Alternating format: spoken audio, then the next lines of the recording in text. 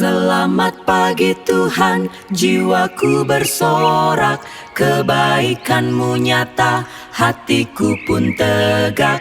Dalam lindungan-Mu, aku takkan goyah. Hari yang ceria, penuh berkat melimpah, karunia-Mu nyata. Cinta-Mu tak terhingga.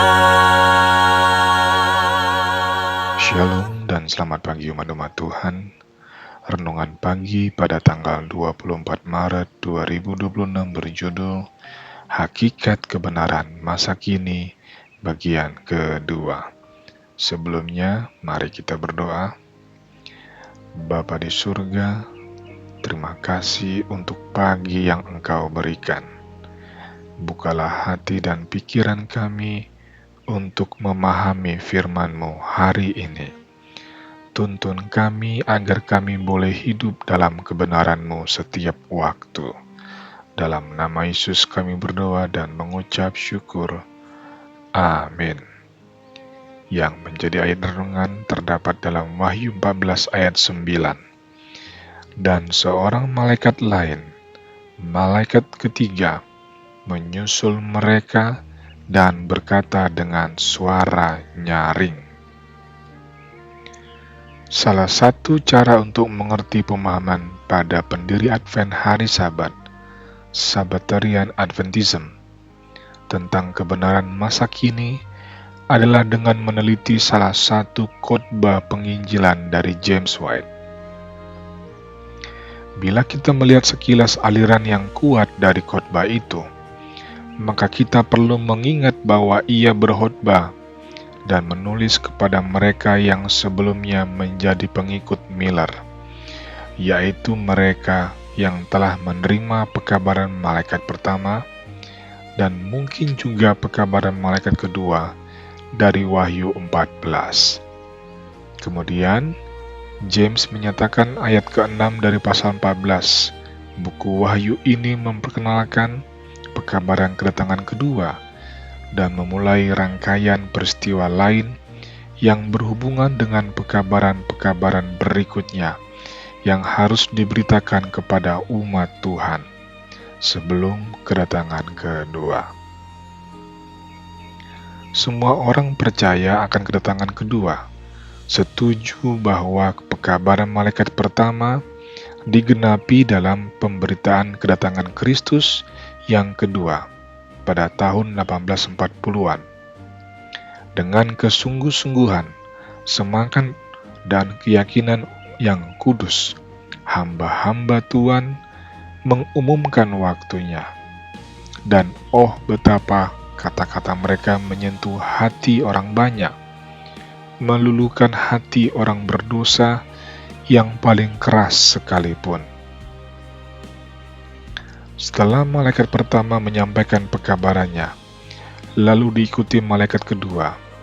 Ia memanggil kita keluar dari gereja-gereja di mana sekarang kita bebas untuk berpikir dan berperilaku bagi diri kita sendiri, meskipun dalam kerangka takut akan Tuhan.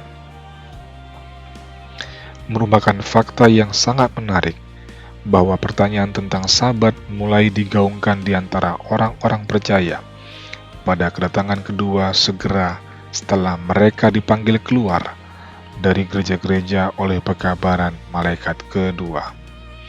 Pekerjaan Tuhan berjalan sesuai urutan. Kebenaran tentang Sabat muncul tepat pada waktu yang tepat untuk menggenapi nubuatan. Amin. Dia memanggil kita keluar dari perbudakan gereja-gereja pada tahun 1844, lalu merendahkan hati kita, menguji kita, mengembangkan hati umatnya, dan melihat apakah mereka akan menaati perintah-perintahnya.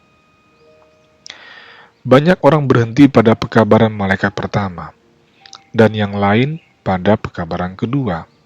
Dan banyak yang menolak pekabaran malaikat ketiga, tetapi ada sebagian orang yang akan mengikuti anak domba itu kemana saja ia pergi.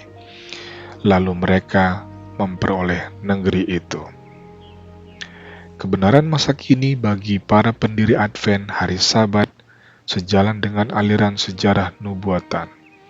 Tuhan memanggil suatu umat, selangkah demi selangkah, Dia mengungkapkan kebenarannya kepada mereka. Mereka tidak pernah memandang diri mereka hanya sekedar sebagai suatu denominasi lain.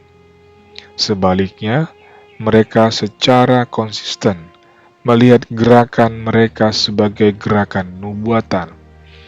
Mereka memiliki pekabaran khusus untuk disampaikan sebelum Yesus datang.